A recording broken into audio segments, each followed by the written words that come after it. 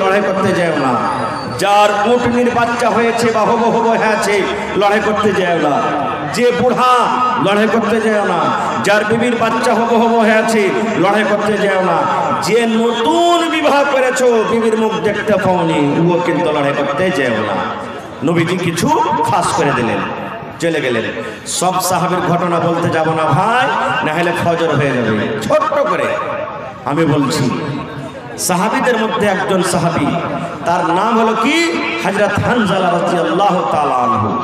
নতুন বিয়ে করে প্রথম বাসর রাত, বাসর ঘর প্রথম রাত বিবির কাছে আছে। বাসর ঘরটা কত সুখের রাত হয় জানতে পারছেন? যারকে বিয়ে শাদী হয়ে গেছে, হ্যাঁ, যেদিন প্রথম মোলাকাত বিবির সাথে হবে, প্রথম দেখা স্ত্রীর সাথে হবে, সেই রাতটা কত মজার রাত। গল্প করে করে করে করে 1 মিনিটের জন্য মনে হয় শুধবে না, ঘুমাবে না, আর মনে মনে কইবে হ্যাঁ রে আজ 10 ঘন্টার কেন রাতটা হলো রে, শালা যদি 48 ঘন্টার রাতটা হতো তো খুব ভালো হতো। এই যে এত মজার রাত, এত ভালো ভালো রাত, ভালো গল্প, দুঃখের সুখের গল্প। কত আশাতে স্ত্রীটা ছিল, কত আশাতে পুরুষটা ছিল, দুজনের একসাথে দেখা হচ্ছে, হ্যাঁ, ওয়ার সাথে গল্প, ওয়ার সাথে গল্প, কত খুশির রাত। এরকম সুবহানাল্লাহ বাসর ঘর কার? হযরত হানজালা রাদিয়াল্লাহু তাআলা আনহু বিবির কাছে আছে। লড়াই চলছে, উহুদের মাঠে যুদ্ধ চলছে। এক বেঈমান আমার নবীকে এমন জোর করে একটা তলোয়ার আঘাত করেছে, নবীর মাথাতে যে হেলমেট ছিল লোহার, ওই লোহার হেলমেট পর্যন্ত নবীর ভেঙে গেছে। এমন জোর করে আঘাত করেছে। খুব সাহাবায়ে কেরামের ওখানে বিপদ কষ্ট। নবীজির যখন, নবীজি খুবই চিন্তিত। এলান হলো, যাও মদিনাতে তাড়াতাড়ি করে খবর করো যে যারাকে আমি বাড়িতে থাকতে বলেছিলাম ওরা যদি পারে তো তাড়াতাড়ি করে ময়দানে আসবে। একজন সাহাবী চলে গেলেন, গ্রামে এলান করছে, কি রে আল্লাহর নবীর সাহাবীরা, কে তোমরা বাড়িতে আছো? নবীর আমার ওই হুদের লড়াতে রে, নবীর আমার দাঁত পর্যন্ত ভেঙে গেছে, নবীর আমার শরীরে জখম লেগেছে, নবীর আমার মাথা হেলমেট ভেঙে গেছে, নবীর শরীরে তীর তলোয়ারের আঘাত হয়েছে। যদি পারো রে তোমরা তাড়াতাড়ি করে ওই ময়দানের দিকে রওনা হয়ে যাও। আহা, এই কথাটা কার কানে গেল? ওই যে সাহাবী যে নতুন বিবিকে নিয়ে রাতের বেলাতে আনন্দিত করছেন, প্রথম বাসর ঘর, বিবির পাঞ্জরে ঘুমিয়ে আছেন। রে আল্লাহ, কত গল্প, কত বিবির সাথে কথা, তার কানে আওয়াজ এলো, আরে আমি নতুন বিবির পাঞ্জরে শুতে আছি, আর আমার নবী কষ্টতে ময়দানে আছি, আমার নবীকে কত তীর লেগেছে, তলোয়ার লেগেছে। ওরে আল্লাহ, আমি বিবির কাছে থাকবো না। যেমনই আওয়াজটা কানে শোনা, ধসমস করে বিছান থেকে উঠে গেলেন। কোনার দিকে ঘরের ভিতরে তলোয়ার রাখা ছিল, বন্দরে তলোয়ারটা হাতে নিয়ে নিলেন। এবার তার নতুন বিবি মনে মনে বলছেন, আল্লাহ কি আমার অপরাধ হয়ে গেল, কি আমি ভুল করলাম আল্লাহজি, আমার এই প্রথম বাসর ঘর, প্রথম রাতে আমার স্বামী তলোয়ার নিয়েছে, আমি কি ভুলটা করলাম। এবার একটু ভার দেখছেন, ওই তার স্বামী আবার একটা জেরা, মানে লোহার পিরন, যদি তীর তলোয়ার মারা হয় শরীরে লাগবে না, শরীরে হেফাজত করবে, ওকে জেরা বলা হয়। ওই লোহার পিরন, লোহার কামিজ, লোহার জেরা, ওই নিজের পরনে পিন্দে নিলেন, হাতে তলোয়ার নিয়ে ঘরের ভিতর থেকে বের হয়েছেন। আর বিবিকে বলছেন, বিবি রে আজকে তোমার সাথে আমার প্রথম বাসর ঘর রে বিবি, আজকে তোমার সাথে আমার প্রথম ঘর, আজকে তোমার কাছে গোটা রাতটা আমি কাটাতে পেলাম না রে বিবি। আমি চললাম জিহাদের ময়দানে, আমি লড়াইয়ের ময়দানে চললাম, আল্লাহর নবীর ডাক পেয়েছি, আল্লাহ নবীর এলান হয়েছে, বিবি রে এই যে আল্লাহ আমাকে দেহ দিয়েছেন, জান দিয়েছেন, হাত দিয়েছেন, পা দিয়েছেন, এটা আমার নয়, এটা হলো আল্লাহর জন্য আল্লাহ কিনেছেন। আর আল্লাহ এবং আল্লাহ রাসূল যেই কাজে কাজে লাগাবেন আমাকে সেইখানে যেতে হবে। বিবি হাত খান ধরে বলছেন, স্বামী গো, আমি মদিনার মধ্যে একটা কেমন মেয়ে ছেলে, তুমি এখন আমাকে জি ভরে দেখনি, আমি তোমাকে এখন জি ভরে দেখিনি, তোমার সাথে যেরকম একটা গল্প হয় এখনো ভালো মতন হয়নি। এই তো আমাদের কিছু সময় কাটলো, এই তো আমাদের প্রথম বাসর ঘর, হঠাৎ করে আপনি চলে যাবে স্বামী গো, একটুখানি আপনি দাঁড়ান, আর দুটা কথা আপনার সামনে আমি বলে নিই, আর দুটা কথা আপনি আমার সামনে বলেলেন, একটুখানি দাঁড়ান, একটুখানি থামেন। বলছে বিবি রে, না না না, আমি তোমার সাথে আর কথা বলতে পারবো না রে বিবি। যদি আমি স্বামী হিসাবে তোমার হকটা যদি আদায় করতে না পারি, যদি স্বামী হিসাবে আমার যদি কোনো ভুল হয়ে থাকে, আল্লাহর হস্তে তুমি আমাকে ক্ষমা করে দাও। রে আল্লাহর বান্দি ভালোবাসা বিবি, আমিও তোমাকে মাফ করে দিলাম, মাফ করে দিলাম বিবি, আমিও তোমাকে মাফ করে দিলাম, তুমি আমাকে মাফ করে দাও। আমি চললাম চললাম, আমি লড়াইয়ের ময়দানে চললাম। এইবারে তার বিবি বলছেন, স্বামী গো, আপনি যে আমার কাছে রাতটা থাকলেন, এই রাতে যে আপনি আমার সাথে হামবিস্ত্রি করেছেন, আপনি আমার সাথে এই যে সহবাস করেছেন, তো সহবাস করার পর আপনার শরীরটা, আপনার বাড়িটা তো নাপাক হয়ে আছে, একটু দয়া করে গোসল করেলেন, গোসল করেন। কেন আপনি নাপাক হয়ে গেছেন? পাক পবিত্র হয়ে লড়ার ময়দানে যান। রে ভাই দেখেন কেমন ইমান, হায় রে সাহাবীদের ইমান। এইবার হযরত হানজালা বলছেন, বিবি তোমার কথা সত্য, আমি নাপাক হয়েছি, আমার পরে গোসল ফরজ হয়েছে, গোসল ফরজ হয়েছে বিবি রে। কিন্তু আমি যদি গোসল করতে যাই, হয়তো সময় থেকে 5 মিনিট 10 মিনিট সময় লেগে যাবে। আর এই সময়টা আমি যদি না পৌঁছতে পারি, এই 10 মিনিট 15 মিনিট পিছনে যদি আমি পৌঁছি লড়াইয়ের ময়দানে, আর এই মধ্যখানে যদি আমার নবীর কিছু হয়ে যায়, আর আল্লাহ রাব্বুল আলামিন যদি আমাকে কিয়ামতের দিন বলেন, হানজালা রে, নতুন কোনি তুমি বাড়িতে ছিলে আর আমার নবী যুদ্ধের ময়দানে বিপদে, আমি এটা সওয়ালের জবাব দিতে পারবো না। হযরত হানজালা বলছেন, বিবি রে, তুমি দোয়া করো আল্লাহর দরবারে, আল্লাহ রাব্বুল আলামিন যদি আমাদেরকে কামিয়াব করেন, যদি আমাদের জিত হয়, লড়াই যুদ্ধ করে যদি গাজী হয়ে বাড়িতে ঘুরতে পারি, বিবি রে, আমি বাড়িতে আসা পর আমি ফরজ গোসল করব। সুবহানাল্লাহ। ভাইরে, ফরজ গোসল কি জিনিস? কত বেটা ছেলে আমরা জানি না।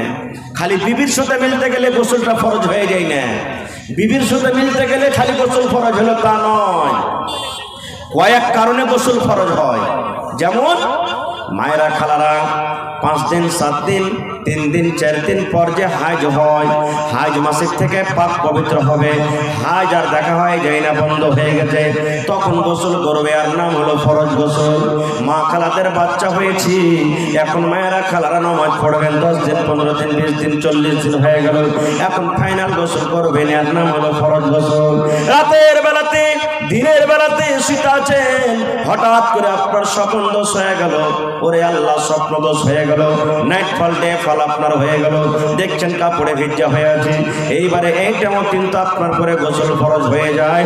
শুধু বিবির সাথে মিলন করতে গেলে গোসল ফরজ হয় না, আপনার দিনে কিংবা রাতের বেলাতে যদি স্বপ্ন দোষ হয়ে যায়, তারপর আপনার পরে কিন্তু গোসল ফরজ হয়ে যায়।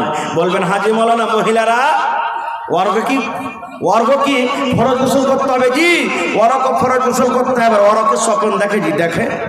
আল্লাহ রাসূল একদিন বসে আছেন, আর আল্লাহ নবীর স্ত্রী মনে হয় উম্মে সালমা রাদিয়াল্লাহু তাআলা আনহা পাঞ্জরে বসে আছেন, আর একটা মহিলা আল্লাহ রাসূলকে বলছেন, ইয়া রাসূলুল্লাহ, মায়ের লোকের যদি স্বপ্ন দোষ হয় তাহলে কি গোসল করবে? নবীকে প্রশ্ন করছেন আল্লাহ রাসূল, মহিলাদের যদি স্বপ্ন দোষ হয় তাহলে কি ওরা গোসল করবে? আল্লাহ রাসূল বলেন, হ্যাঁ, ইজারাতিল মা, যদি স্বপ্ন দেখা পর দেখছে কাপড়টা একটু ভিজে ভিজা লাগে, লুঙ্গিটা একটু ভিজে ভিজা লাগে, সায়াটা একটু ভিজে ভিজা লাগে, আল্লাহ রাসূল বললেন গোসল ফরজ হয়ে গেল রে, এইকে গোসল করতে হবে, ইয়ার নাম হলো গোসল ফরজ। এই সময়তে গোসল ফরজ হয়ে যায়, শুধু মিলনের পর গোসল কিন্তু ফরজ হয় না।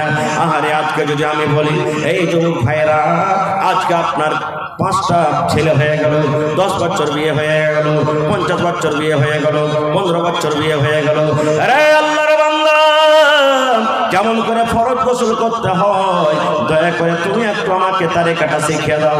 আমার মনে হয় এখানে হাজার হাজার মানুষের সংখ্যা আছে, আমার মনে হয় 10 জন 20 জন 50 জন মানুষ বলতে পারবে, তাছাড়া মানুষেরা কিন্তু ফেল হয়ে যাবে, আর শিখারও চেষ্টা করে না কেমন করে গোসল করতে হয় কোনোদিন। আরো এটা আজকে আমার বিষয় নাই। এবারে বলছেন, বিবি রে, আমি চললাম লড়াইয়ের ময়দানে, আমি যদি লড়াই জিতি গাজী হয়ে যদি বাড়িতে ঘুরতে পারি গোসল করব। আমি চললাম, লড়াই করতে চলে গেলেন, যুদ্ধ করতে লাগলেন। যুদ্ধ করতে করতে করতে করতে সাহাবায়ে কেরাম শহীদ হয়েছেন, অন্য অন্য সাহাবীরা। ওই সাহাবীদের মধ্যে হযরত হানজালা রাদিয়াল্লাহু তাআলা আনহু দুনিয়া থেকে শহীদ হয়ে গেলেন, বিদায় হয়ে গেলেন। মদিনাতে খবর হয়ে গেল কার বাপ মারা গেছে, কার ভাই মারা গেছে, কার ভাই মারা গেছে, কার স্বামী মারা গেছে, কার দাদা মারা গেছে, কার মামা মারা গেছে, কার চাচা মারা গেছে, কার নানা মারা গেছে। এই মদিনাতে খবর হয়ে গেল ৭৭ জন মুসলমানকে শহীদ করে দেওয়া হয়েছে। ৭৭ জন মুসলমানকে শহীদ করা হয়েছে। ওই ৭৭ জনের মধ্যে ওরে আল্লাহ ওই হযরত হানজালা রাদিয়াল্লাহু তাআলা নিজেও শহীদ হয়ে গেছেন। এবার তার বিবি খবরটা পেয়ে এবার চলে গেলেন ময়দানে। যাওয়ার নবীকে খবর দিলেন, ইয়া রাসূলুল্লাহ, আল্লাহ নবী গো, আপনার অন্য অন্য সাহাবীরা যারা শহীদ হয়েছেন তারা আপনি বিনা গোসলে মাটি দিয়ে দেন, তারা আপনি গোসল দেওয়ায়েন না, কিন্তু নবী গো আমার স্বামী হানজালাকে দয়া করে আপনি গোসল দিয়ে মাটি দিবেন। নবী গো তাকে আপনি বিনা গোসলে আপনি মাটি দিবেন না। নবী বললেন, কি ব্যাপার, কি হয়েছে? বলছেন, ইয়া রাসূলুল্লাহ, আজকে আমাদের প্রথম ভর, আজকে আমাদের প্রথম বছর ভর আপনার ডাক হয়েছে, ইলান হয়েছে বলে ফরজ গোসল খানটা করার সময় পাইনি, তিনি তলোয়ার নিয়ে ময়দানে হাজির হয়ে গেছে। এই জন্য নবী গো আমার স্বামী কোথায় আছে দেখেন, আর দেখা পর তাকে ফরজ গোসলটা আপনি দিয়ে দেন। কারণ দিনের খাতিরে আল্লাহ রাহে যারা কুরবানি হয়ে যায় ওদের জানাজা নাই, ওদের গোসল নেই, অন্য আলাদা কাপড় লাগবে না। যে কাপড়ে মারা গেছে সেখানেই সেই কাপড়ই তার কাফন হবে, যেই জায়গাতে মারা গেছে সেখানেই দফন হবে। এত আল্লাহর তারা মাহবুব আর পিয়ারা। নবী বললেন, আরে দেখো তো হানজালা কোথায় আছে, হানজালার লাশটা দেখো তো কোথায় আছে। যত মানুষ জীবিত আছে এখানের মধ্যে তো হানজালাকে পাওয়া যায় না, দেখো খুঁজো হানজালার লাশটা কোথায় আছে দেখো। খুঁজতে খুঁজতে খুঁজতে সামনে থেকে সাহাবীরা এলেন, ইয়া রাসূলুল্লাহ, পাওয়া গেল না। পিছন থেকে এলেন, ইয়া রাসূলুল্লাহ, পাওয়া গেল না। ডান দিক থেকে এলেন, ইয়া রাসূলুল্লাহ, পাওয়া গেল না। বাম দিকে এলেন, ইয়া রাসূলুল্লাহ, পাওয়া গেল না। আল্লাহ রাসূল বললেন, সাহাবীরে কই হানজালার লাশ, হানজালা কোথায় চলে গেল? কোন মুশরিক বেঈমান কি তার লাশটাকে নিয়ে চলে গেল নাকি? কোন মুশরিক তার লাশের বেহুরমতি করবে বলে নিয়ে চলে গেল নাকি?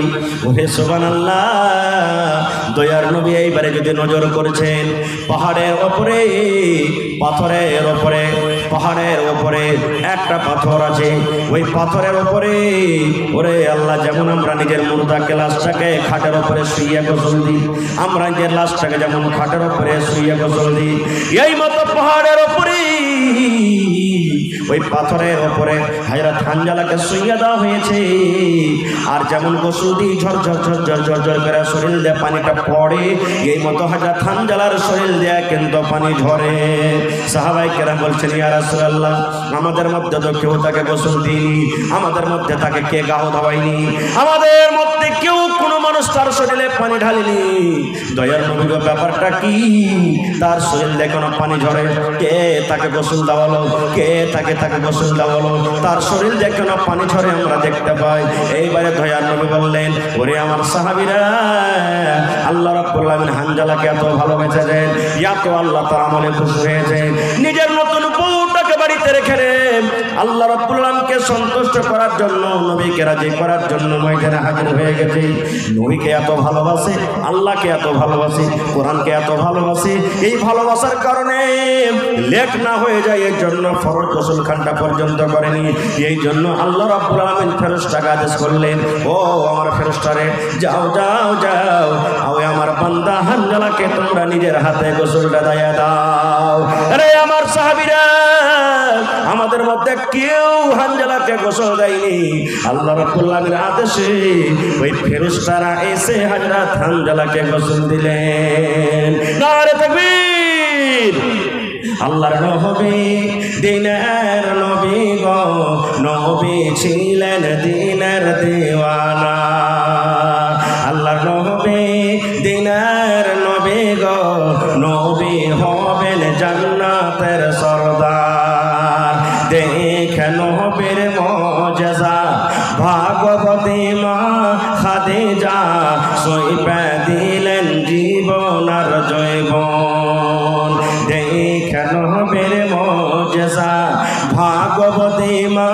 খাদিজা সহিপে দিলেন জীবন আর জৈবন।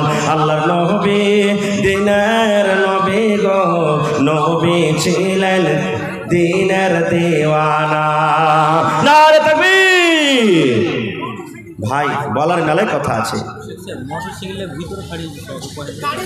যারা মোটরসাইকেল পেন্ডালের ভিতরে আছেন ভাই, মোটরসাইকেলটা বাহির করলেন আল্লাহর রাস্তায়, মানুষের অসুবিধা হচ্ছে। ভাই রে